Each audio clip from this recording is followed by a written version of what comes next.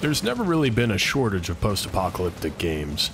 While they generally focus on it as a negative, bleak world where every day is a struggle to survive, Sunset Overdrive uses the apocalypse to showcase a world without rules and a release from the normal, everyday tedium.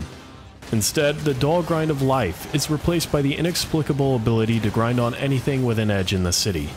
It's immediately apparent that Sunset Overdrive isn't taking itself seriously from a narrative standpoint, but should it be taken seriously as a purchase in a time so full of new releases. You're introduced to a nameless main character as he's being bombarded by litter at a concert where he works as a janitor. It doesn't take long for this to change though, as an energy drink named Overdrive begins to turn everyone to agile, bloodthirsty mutants that force the player to flee back to their apartment. The protagonist must have taken a few CrossFit classes in between cleaning up garbage, as he has an uncanny affinity towards climbing buildings and traversing rooftops in a multitude of stylish ways. The general plot of the remainder of the game is to escape Sunset City, through running a series of errands and tasks given to you by other survivors throughout the city. While this doesn't seem like much of a story, the writing is delightfully self-aware and not afraid to break the fourth wall and point out how ridiculous these tasks can be. As you fight against the mutants, other survivors, and Fizco Forces, the company behind the dangerous drink, you'll run into all types of pop culture references and interesting characters. The humor is generally well done and encourages progression through the 10 to 15 hour campaign, but it can be divisive and childish at points depending on your own subjective taste. Navigating the terrain is a breeze, as you'll seamlessly be able to grind, climb, wall run, or jump on almost anything you can see.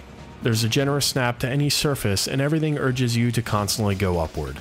If you're looking for something like the challenge of the old Tony Hawk games though, you won't find it here, as Sunset Overdrive is generally an extremely easy game from beginning to end.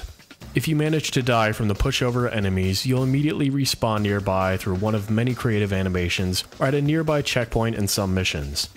There's health and ammo everywhere, and if you stay moving you'll negate most inbound damage. The largest challenge of Sunset Overdrive is just managing the movement while simultaneously aiming at your foes with one of the many creative and bizarre weapons. And since this game was developed by Insomniac, there are plenty of them. You'll be able to turn your enemies into goop in a variety of ways, from hurling flaming bowling balls at them to electrocuting them with Tesla coils, or just a good old-fashioned harpoon through the chest. There's a host of customization options available, from wardrobe and hair designs to adding abilities to your weapons through various amps unlocked by completing holdout missions at one of your bases, and passive upgrades unlocked over time through normal play. You'll also have plenty of side quests and challenges available as you explore the extremely vertical and well-designed landscape. There's plenty of humor and personality presented through the brand names, architecture, and characters that follow the vibe of the rest of the game. You'll be able to jump online as well, completing similar tasks to what can be done in the single player with up to 7 other people in a series of matches that leads to a final holdout match that rewards you with items that can be used in single player.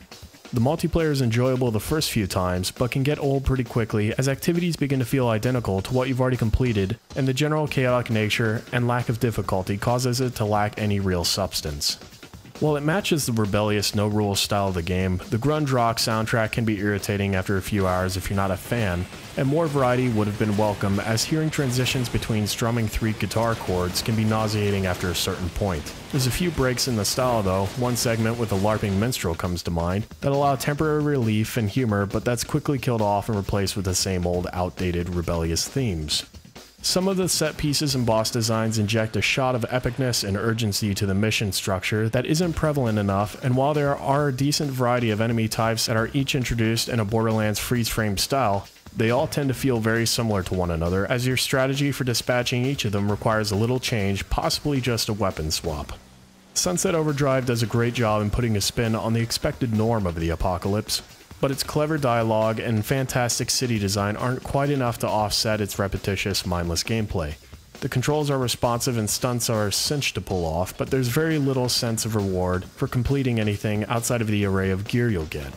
The armory of wacky weaponry, traps, and upgrades are largely put to waste, as you'll be able to make do just fine using only a few of them. If you're looking for a laid-back game with chuckle-worthy writing that allows you to go from one end of the world to the other without laying a foot on the ground, then Sunset Overdrive is worth picking up. Just don't expect a deep experience with any challenges outside of a few side quests.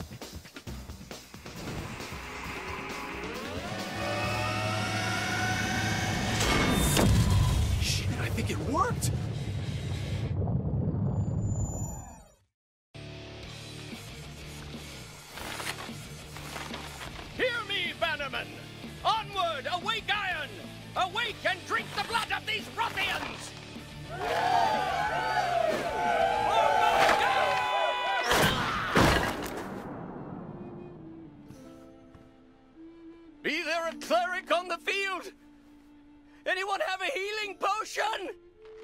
Alack, 'tis too late.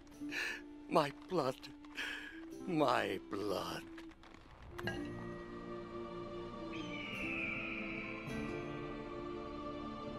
My blood.